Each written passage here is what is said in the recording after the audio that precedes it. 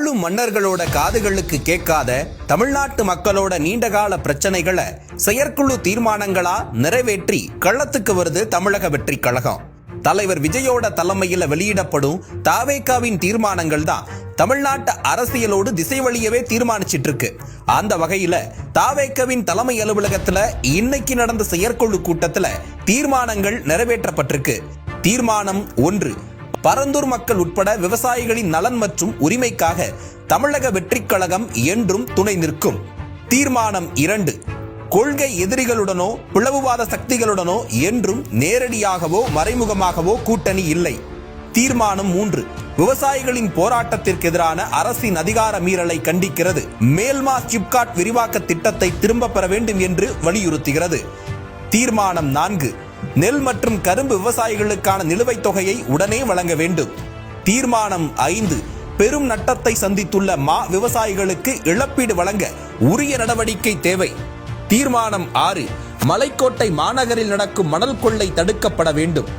தீர்மானம் 7, NLCக்கு நிலம் கொடுத்தவர்களுக்கு முழுமையான இழப்பீட்டுத் தொகை, குடும்பத்தினருக்கு வேலைவாய்ப்பு மற்றும் ஒப்பந்த தொழிலாளர்களை நிரந்தர தொழிலாளர்களாக்க வலியுறுத்துகிறது.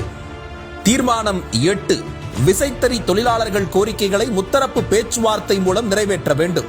தீர்மானம் 9, திண்டுக்கல் மாவட்டத்தில் வாசனை திரவிய ஆலை தொடங்கப்பட வேண்டும். தீர்மானம் 10, தூத்துக்குடி, கன்னியாகுமரி ஆகிய மாவட்டங்களில் கனிம வள கொள்ளையை தடுத்து நிறுத்த வேண்டும்.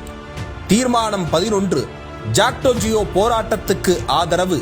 தீர்மானம் 12, அரசு மருத்துவர்களை நம்ப வைத்து ஏமாற்றாமல் கொடுத்த வாக்குறுதியின்படி அவர்களின் கோரிக்கைகளை உடனடியாக நிறைவேற்ற வேண்டும்.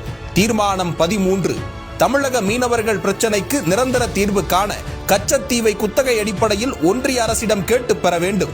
தீர்மானம் 14, இருமொழி கொள்கை தீர்மானம். தீர்மானம் 15, தேர்தல் நடைபெற உள்ள மாநிலங்களில் வாக்காளர் பட்டியல் சிறப்பு தீவிர திருத்தம் நடத்துவதன் வாயிலாக சிறுபான்மையினர் வாக்குகளை குறைக்க முயற்சிப்பதை தடுத்து நிறுத்த வேண்டும்.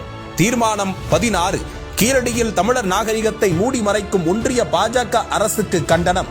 தீர்மானம் 17, தாவேகாவிற்கு எதிரான கபட நாடக திமுக அரசின் அராஜக போக்கிற்கு கண்டனம். தீர்மானம் 18, தொகுதி மறுசீராய்வு, ஒரே நாடு ஒரே தேர்தல் முறைக்கு கண்டனம். தீர்மானம் 19, காவல்துறை விசாரணையின் போது தொடர்ந்து பலர் கொல்லப்படுவதற்கும் அதனை தடுக்க தேவையான நடவடிக்கைகளை மேற்கொள்ளாத உள்துறை அமைச்சருக்கும் கண்டனம். தீர்மானம் 20, பெரியார் அண்ணாவை அவமதிக்கும் பாஜகவின் பிளவுவாத அரசியலுக்கு கடும் கண்டனம்.